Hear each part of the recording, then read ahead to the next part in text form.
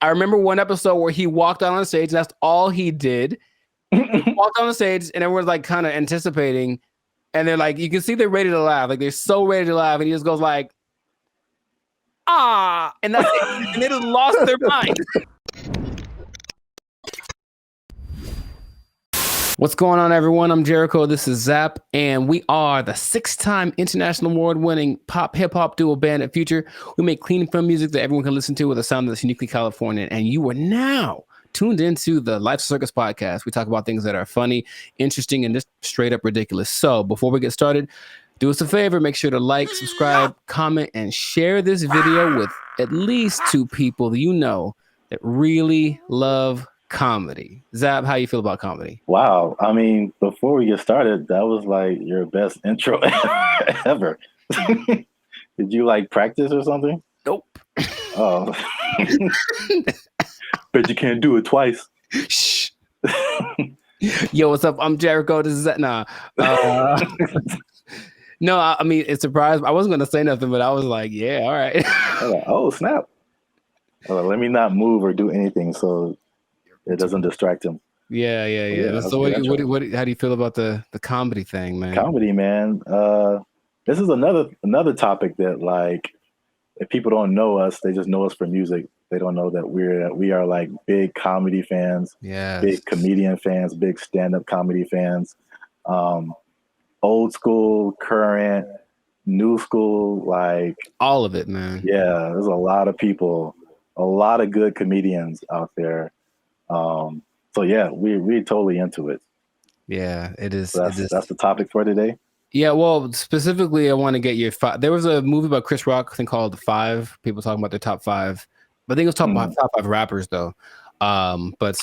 This version of it is like, what are your top 5 comedians? Because for me, comedy is like so profound. It's a part of life. It's like an aspect of life that really makes even the most difficult life situations better.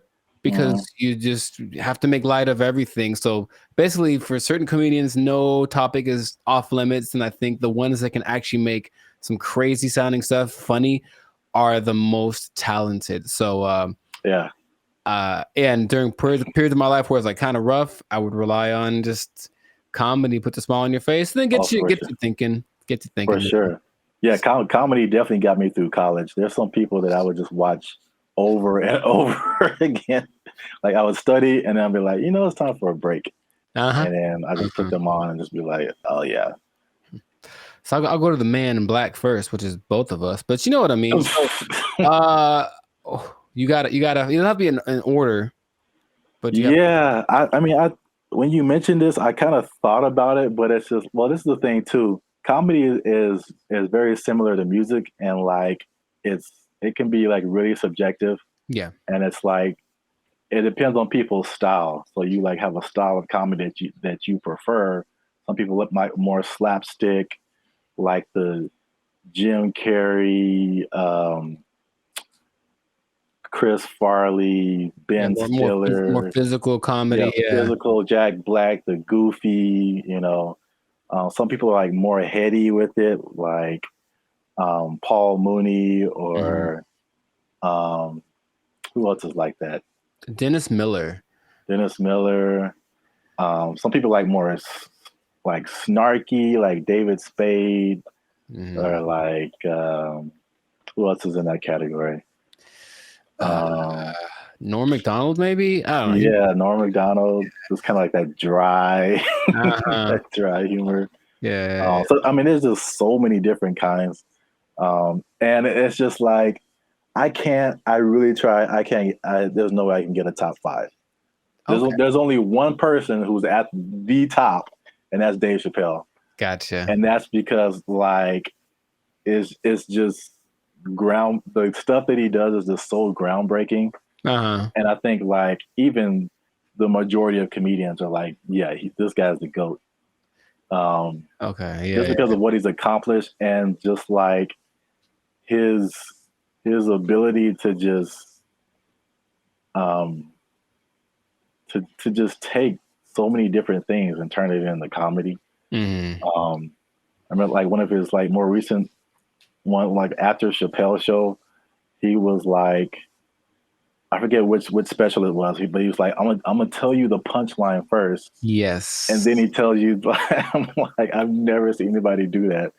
Yeah. Or just like, after the 2020, the racism, all that kind of stuff went down, he did that like private thing.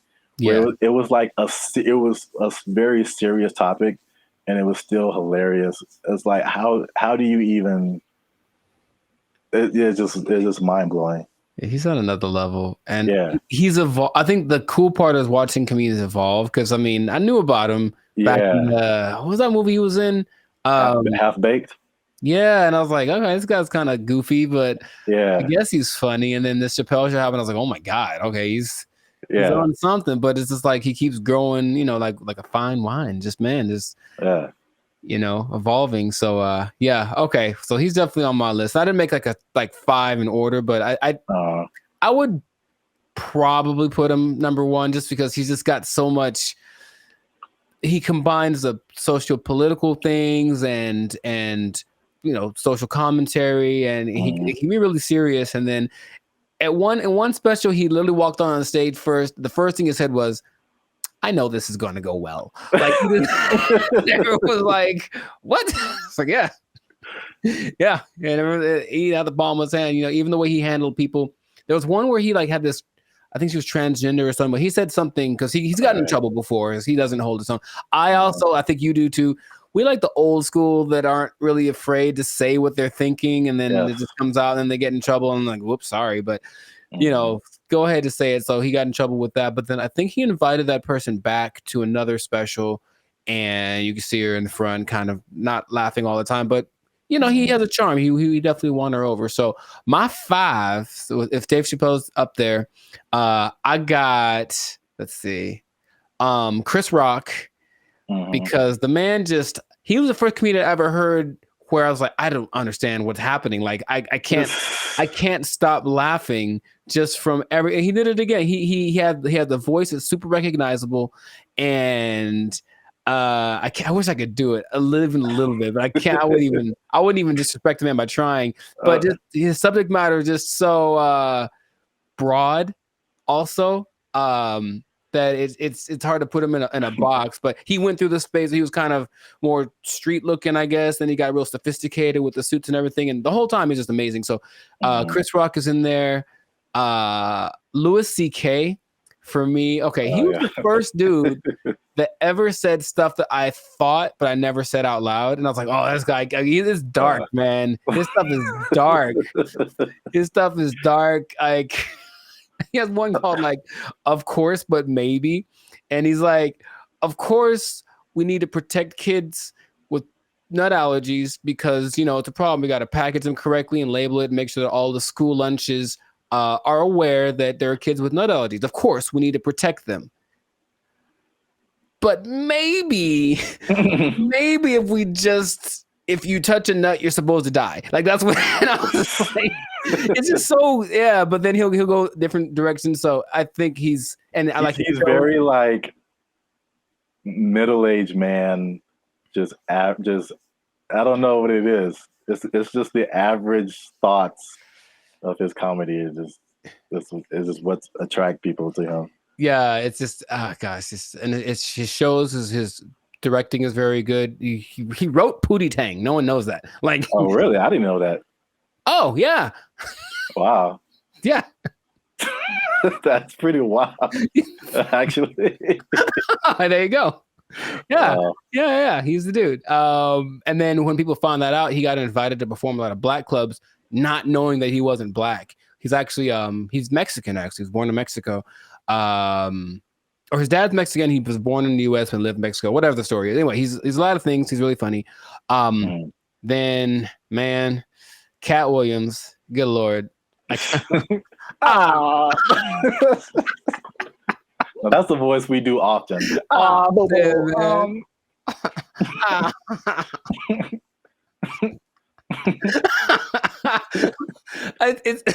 That's what I mean. Just thinking about, and honestly, I remember one episode where he walked out on stage, and that's all he did. He walked on the stage, and everyone's like kind of anticipating, and they're like, you can see they're ready to laugh, like they're so ready to laugh, and he just goes like, and that's it. And they just lost their mind.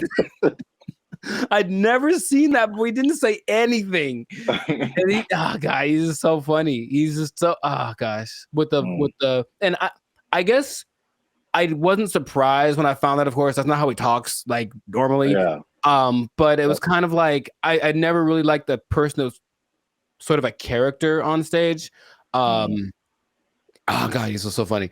And then other one for me is Mitch Hedberg, because again, another approach. He's just kind of a one-liner.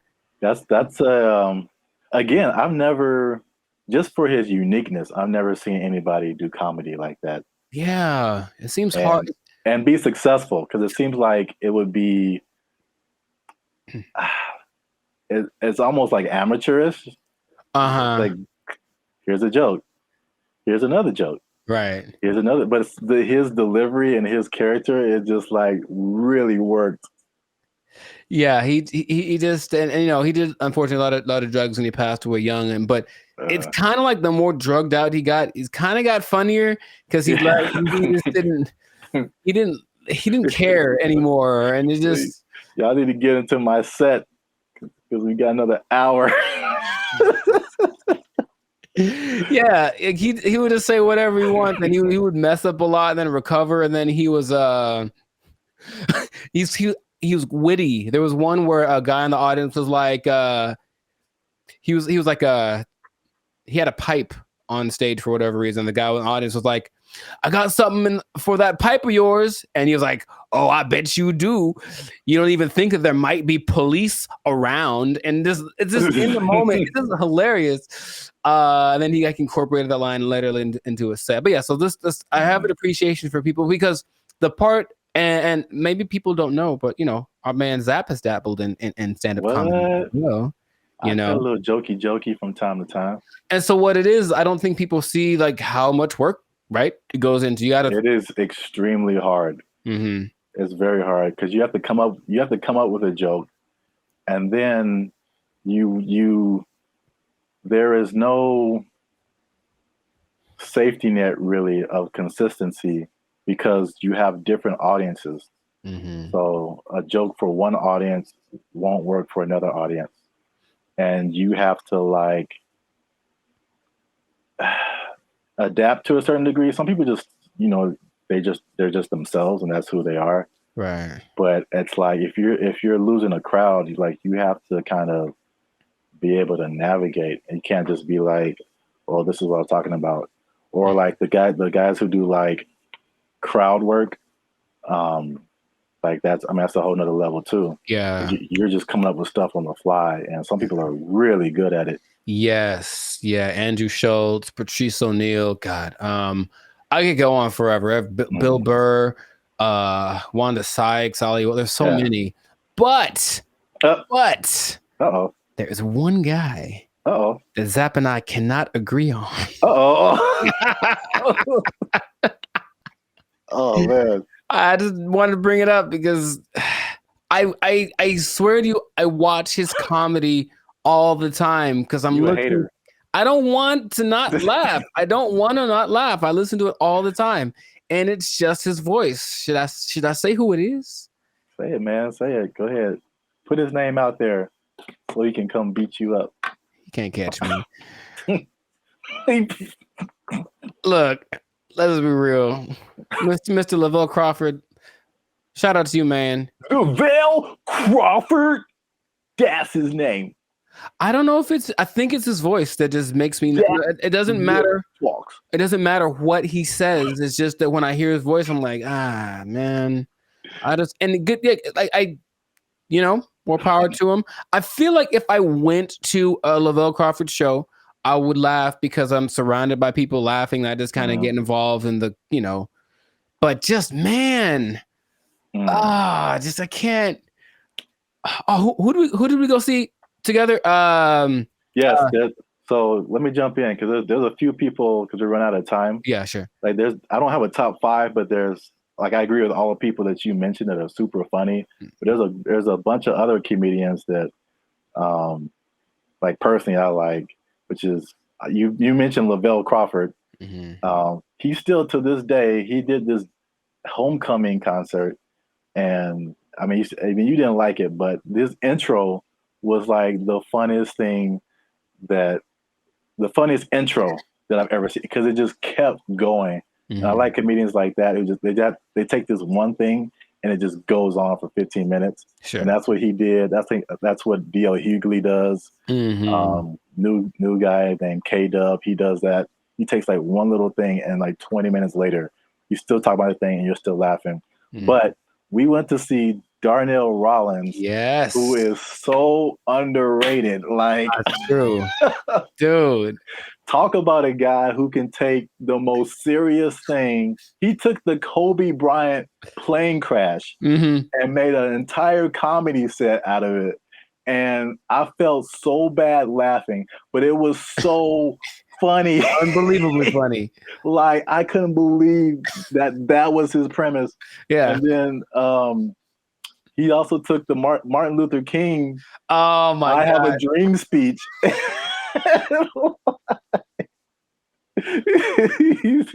He talked about how people were haters. It's like, shoot, he got a dream. I got a dream too.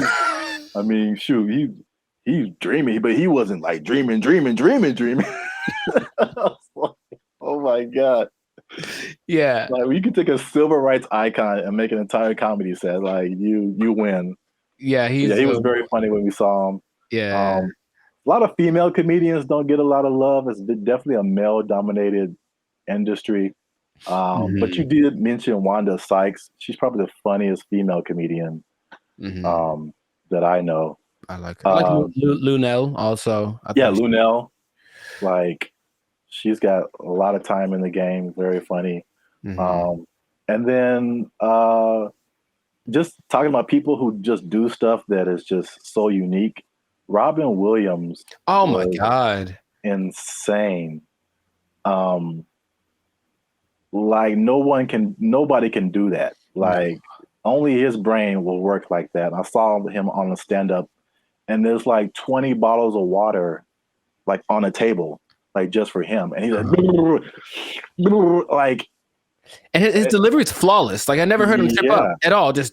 And he's talking so fast and quick. Yeah, just so fast. I'm like, how? What is your brain on? Yeah.